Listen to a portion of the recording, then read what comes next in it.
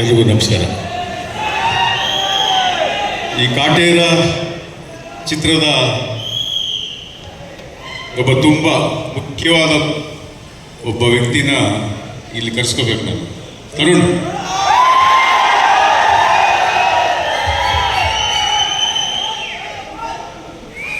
ಹಾಗೆ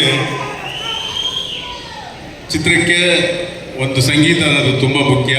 ಆ ಸಂಗೀತನ ಎಷ್ಟು ಅಚ್ಚುಕಟ್ಟಾಗಿ ನಿಮಗೆ ರಂಜಿಸಬೇಕು ಅಷ್ಟು ಚೆನ್ನಾಗಿ ಮೂಡಿ ಬಂದಿದೆ. ಅದಕ್ಕೆ ಹರಿಕೃಷ್ಣ ಅವರು ಬರಬೇಕು.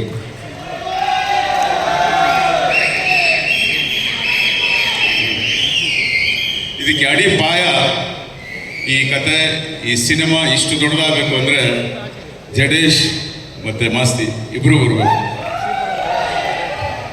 ಸೂಪರ್ ಹಿಟ್ ಸಿನಿಮಾದ ನೆನಪಿನ ಕಾಣಿಕೆಯನ್ನು ಸ್ವೀಕರಿಸಿದ್ದಾರೆ.